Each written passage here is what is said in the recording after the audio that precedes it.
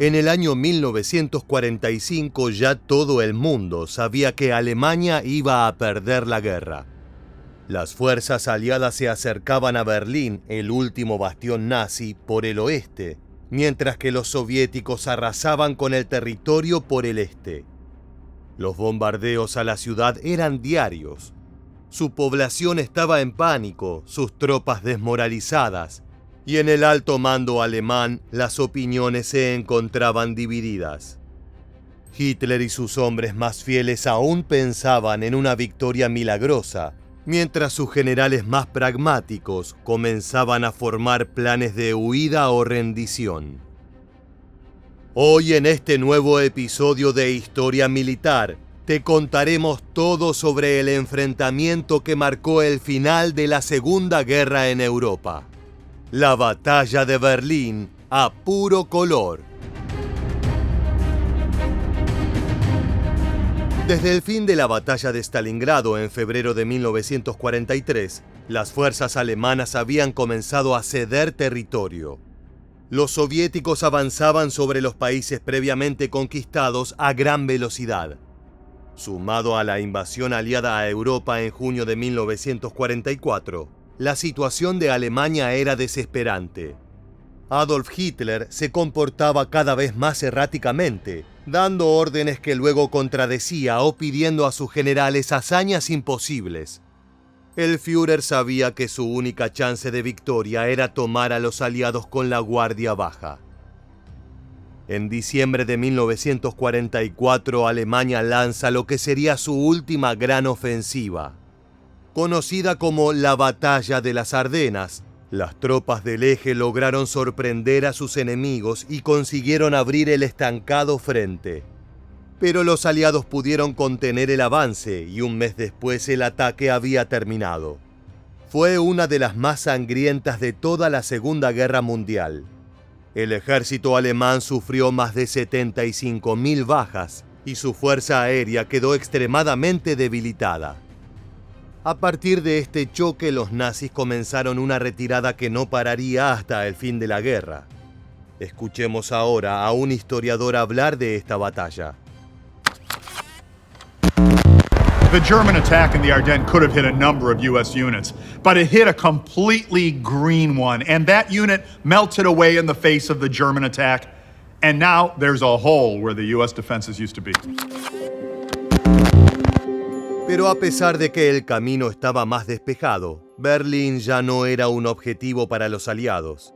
Sabían que los soviéticos estaban acercándose y creían que si ambos ejércitos atacaban la ciudad a la vez, habría un gran peligro de fuego amigo. Eisenhower, líder de las tropas aliadas en Europa, le había prometido a Stalin que podría tener la ciudad. Desechando los planes de una operación terrestre, se recurrió al bombardeo por aire. A partir de 1945, los aviones estadounidenses y británicos comenzaron una extensa serie de más de 80 ataques aéreos. En una ocasión, la Real Fuerza Aérea bombardeó la ciudad por 36 días consecutivos. Los daños causados fueron extensos. Masivos incendios acabaron con gran parte de los edificios. Decenas de miles de berlineses murieron y muchos más se encontraron con sus hogares destruidos. A pesar de esto, el mayor peligro para los alemanes provenía de otro lado. Los soviéticos, alimentados con una terrible sed de venganza, avanzaban rápidamente por el frente oriental de más de 1000 kilómetros de largo. A mediados de 1944 ya se encontraban en Polonia, último destino antes de adentrarse en Alemania. Mientras marchaban, los soviéticos se topaban con evidencias de los brutales crímenes de guerra perpetrados por los nazis. En 1944 fue liberado el primer campo de concentración, el de Lublin-Majdanek. Si bien había sido evacuado, los alemanes no tuvieron tiempo de eliminar todas las evidencias de sus crímenes. Miles de prisioneros aún seguían allí, testigos vivos de las atrocidades cometidas por los nazis. A partir de estos descubrimientos, el jefe de las SS, Heinrich Himmler, Ordenó que todos los prisioneros en los campos que podían ser liberados por el avance soviético tenían que ser trasladados al interior del Reich. Esto se debió no solo a que los alemanes necesitaban prisioneros para trabajo forzado, sino que tampoco querían que más evidencias de sus crímenes caigan en manos de sus enemigos. Pero había también otra secreta razón. Himmler sospechaba que ya no había chances de que Alemania gane la guerra. El líder nazi pensaba que, llegado el caso, podía usar a los detenidos como rehenes, fichas de negociación con los aliados. Hitler no podía enterarse. Cualquier alemán que presentara un espíritu derrotista tenía riesgo de ser fusilado. Los primeros transportes de prisioneros fueron realizados por medio de trenes o barcos. Sin embargo, a medida que se acercaba el invierno, comenzaron a hacerse a pie. Estos traslados fueron conocidos como marchas de la muerte. Los detenidos, debilitados por meses o años de condiciones inhumanas, desnutridos y golpeados, muchas veces no podían soportar el viaje. Los guardias de las SS tenían órdenes de matar a los que no eran capaces de seguir caminando. Miles fueron asesinados durante estas marchas. Otros tantos murieron de hambre, agotamiento o exposición al frío y la nieve. En enero de 1945 se dio la más infame de estas marchas. 9 días antes de que los soviéticos lleguen a Auschwitz, 55.000 prisioneros se vieron obligados a caminar 56 kilómetros en el duro invierno polaco. Entre 9.000 y 15.000 murieron o fueron asesinados. A los sobrevivientes los enviaron a otros lugares de detención a seguir siendo torturados o a trabajar hasta morir. Si bien el avance tanto de los soviéticos como de los aliados fue liberando campos de concentración, imposibilitando que estos crímenes queden ocultos, las marchas siguieron hasta el final de la guerra. Podemos ver a continuación el testimonio de un sobreviviente. Salimos 1000 y pico y llegamos 300. ¿Llegamos a dónde, me vas a preguntar? El transporte de la muerte, yo únicamente en la marcha a la muerte, me acuerdo que otra vez utilicé mi política defensiva. No fui adelante, no fui atrás, no fui en el extremo izquierdo, en la extrema derecha ni extrema. Me mantenía dentro de lo posible amontonado con todo para no recibir un bayonetazo en el costado, para que no me maten atrás porque no puedo más. La mayor línea defensiva que le quedaba a Alemania por fuera de Berlín eran las colinas de Zielou, a solo 90 kilómetros de la capital. Aquí tropas soviéticas y nazis se enfrentaron el 16 de abril de 1945. El combate fue uno de los más encarnizados de la guerra y la última batalla campal. Los alemanes contaban con una buena posición defensiva gracias al terreno, pero los rusos los superaban en gran medida en hombres y tanques. Al cabo de 3 días y pese al elevado número de bajas, las tropas del Ejército Rojo, lideradas por el general Zhukov, lograron penetrar a las defensas. Berlín estaba ahora solo a un paso. El 20 de abril, el día que Hitler cumplía 56 años, la artillería soviética comenzó un terrible bombardeo sobre la ciudad. Los ciudadanos berlineses, tomados por sorpresa por la proximidad de su enemigo, entraron en pánico. No fueron los únicos. Mientras los soldados alemanes tenían órdenes de resistir hasta la muerte o ser ejecutados por cobardía, varios de los oficiales nazis de alto rango comenzaban a planear su huida. Con el objetivo de conseguir una imagen positiva ante sus enemigos, Himmler ordenó el 21 de abril la liberación de alrededor de 20.000 judíos de algunos campos de concentración. En una reunión con miembros del Congreso Judío Mundial unos días después, mintió diciendo que los crematorios en estos centros fueron construidos para deshacerse de los muertos por una epidemia de tifus. Además, informó que estos lugares tenían una elevada tasa de supervivencia, aunque cada uno que era liberado mostraba evidencias de todo lo contrario.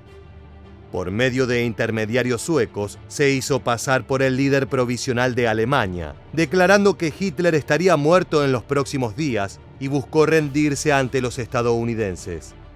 Eisenhower rechazó este pedido, llamando a Himmler el mayor criminal de guerra de Alemania.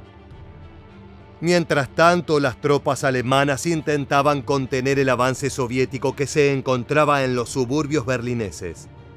Pero la poca cantidad de soldados, el pobre equipamiento con el que contaban y la baja moral no pudieron hacerle frente al ejército rojo. Hitler, con su personal más fiel y su amante Eva Braun, se encontraba en un búnker subterráneo en el centro de la ciudad. El Führer estaba en un estado de delirio y aún imaginaba que una victoria era posible. Ordenó al general Steiner realizar un contraataque que, según el líder nazi, pondría contra las cuerdas a las fuerzas de Zhukov.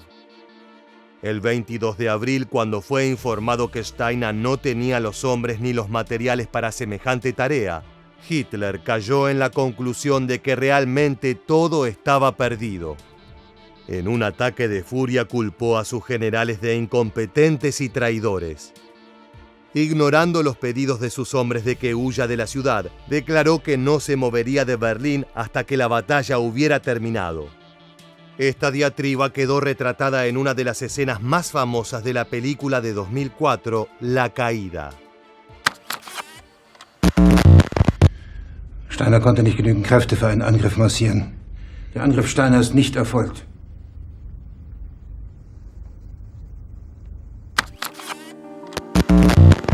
Para el 23 de abril, los rusos estaban a las puertas del centro de la ciudad.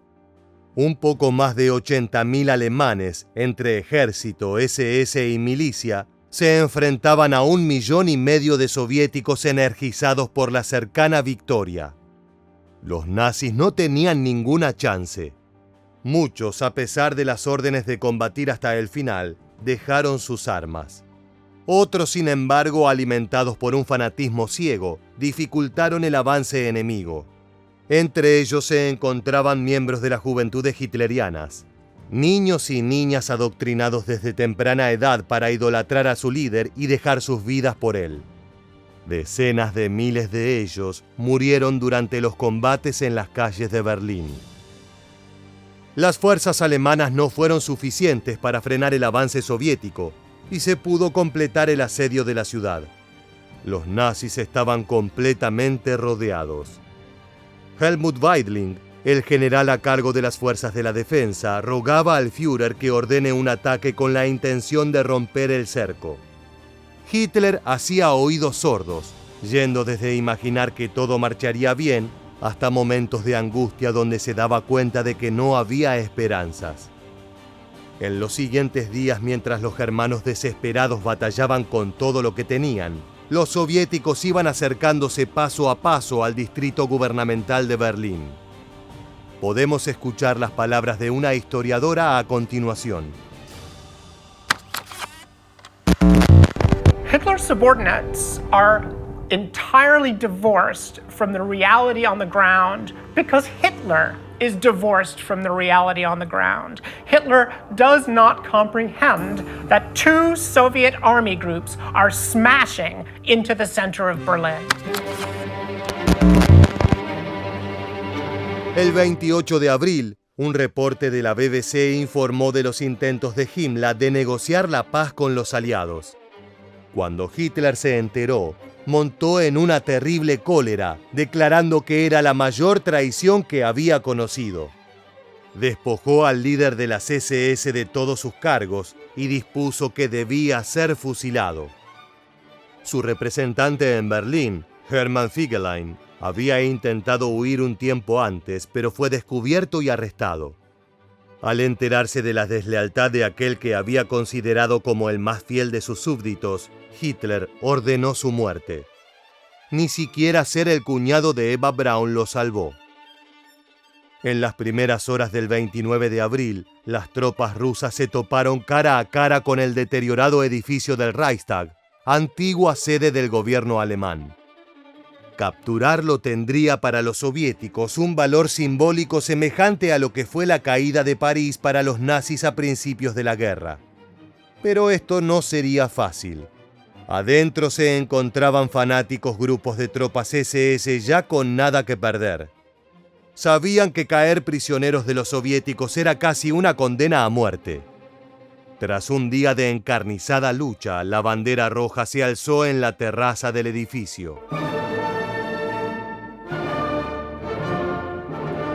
Al mismo tiempo que el Reichstag sucumbía en manos soviéticas, a solo 1 kilómetro de distancia, Adolf Hitler se casaba con Eva Braun en su búnker subterráneo. El Führer sabía que el fin estaba cerca. Su última orden militar fue darle a Weidling el permiso para intentar romper el cerco ruso. Tras envenenar a su perro, se retiró a su estudio con Eva Braun. Minutos después, el personal que quedaba en el búnker escuchó un disparo. El 30 de abril de 1945, el líder nazi murió. Había dejado órdenes a sus seguidores de que su cadáver y el de su esposa debían ser calcinados y enterrados, ya que no quería que sus enemigos lo exhibieran como trofeo de guerra. Buscaba evitar el mismo destino que Mussolini, cuyo cuerpo había sido destrozado por los partisanos italianos. Así terminaba su Reich de los 1000 años. Había durado solo 12, pero fue el causante de la muerte de más de 75 millones de seres humanos. Sus restos serían descubiertos poco después por los soviéticos, aunque recién en 1973 pudieron confirmar su identificación. Los aliados nunca se enteraron, lo que dio lugar a varias teorías conspiratorias afirmando que Hitler seguía vivo. Tuvieron acceso a esta información tras la caída de la Unión Soviética. Escuchemos a continuación el testimonio de un historiador hablando al respecto. Почему Сталин не сообщает союзникам? Warum ließ Stalin seine Verbündeten im Dunkeln? Здесь больше психологии, Das ist может etwas быть, чем, kompliziert und hat psychologische формальной Gründe. логики. Психологически Ein Wissensvorsprung ist знать stets то, von что не Vorteil. знают другие, это всегда хорошо. Es kann immer nützlich sein, ein Обладать тайной, Geheimnis zu которой не haben. обладают другие, это всегда хорошо. El sucesor de Hitler fue su amigo y ministro de propaganda Joseph Goebbels. El nuevo canciller rechazó la demanda soviética de una rendición incondicional, ordenando a las vapuleadas y escasas tropas alemanas restantes que Berlín debía ser defendida hasta la última gota de sangre. Un día después de la muerte del Führer, Goebbels y su esposa envenenaron con cianuro a sus 6 hijos mientras dormían. Luego se a disparo de pistola. Sus cuerpos también fueron quemados. Con Goebbels fuera del escenario, quizás el último fanático acérrimo del partido nazi, Weidling no vio motivos para que sus hombres siguieran batallando una guerra perdida. En la mañana del 2 de mayo, las tropas alemanas deponían las armas. Así la batalla de Berlín llegaba a su fin. Dejó un saldo de aproximadamente 80.000 soviéticos y 100.000 alemanes muertos. Los civiles que perdieron su vida fueron más de 120.000. El ejército rojo, hambriento de venganza por el brutal accionar de los nazis en su territorio, cometió atrocidades contra la población. Además de los múltiples saqueos y destrozos, se estima que entre 90 y 130.000 mujeres fueron violadas en Berlín. Muchas miles se terminarían por el trauma causado. La ciudad además enfrentaba una escasez de alimento que los soviéticos no pudieron solucionar. Debido a los estragos causados por los bombardeos y la batalla urbana, más de 1 millón de personas habían quedado sin hogar. Escuchemos a continuación el testimonio de una sobreviviente alemana. And then they came downstairs to the basement, putting this cardboard on the table, telling the people in Berlin, Väterchen Stalin gave his troops the right to rape, to steal, to kill, to do whatever they want to do. And believe me, they did. Las fuerzas del eje continuarían luchando en los restantes territorios conquistados hasta el 8 de mayo. Con la rendición incondicional de Alemania este día, tras 6 largos y cruentos años, la guerra en Europa había terminado. Pero aún quedaba trabajo por hacer en este frente. Cientos de generales y líderes nazis habían caído en manos de sus enemigos. La mayoría de estos serían juzgados en Nuremberg, pero algunos habían escapado. Con Hitler y Goebbels muertos, Heinrich Himmler pasó a ser el más buscado por las fuerzas aliadas. Tras el fracaso de sus intentos de conseguir la paz, buscó esconderse tanto de los aliados como de los nazis. Cambió su apariencia cortándose el pelo y el bigote, disimulando sus anteojos y poniéndose un parche negro. Se hizo pasar por el sargento Heinrich Hietzinger, agente de la policía secreta que él mismo había ordenado fusilar por derrotismo. Aún en Alemania fue detenido en un punto de control por 2 soviéticos que sospecharon que había algo raro en su comportamiento. El 23 de mayo de 1945 se lo entregó a los británicos y luego de una interrogación de rutina, Himmler reveló su verdadera identidad. Insistió en hablar con los líderes aliados, pero sus pedidos cayeron en oídos sordos. Cuando se le ordenó a un médico que se le haga una revisión, Himmler mordió la cápsula de cianuro que llevaba escondida en su boca. A los 15 minutos estaba sin vida. Con el de Himmler y la captura de otros jefes de alto rango como Hermann Göring y Karl Dönitz, la cúpula del Tercer Reich había colapsado. A pesar de lo que significó la rendición alemana, la atmósfera en la capital del Reich no era alegre. A diferencia de muchas otras regiones bajo control nazi, Berlín no fue liberada, sino conquistada. No hubo escenas de emotivos festejos, ni soldados siendo recibidos con besos y flores. Los ciudadanos que quedaban ahora tenían que lidiar con llorar a sus muertos y reconstruir sus vidas bajo la tensa ocupación conjunta de aliados y soviéticos.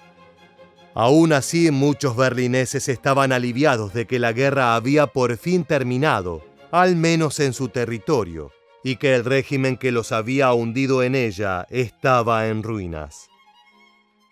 Llegamos al final del video y queremos preguntarte, ¿qué crees que hubiera pasado si los aliados negociaban con Himmler?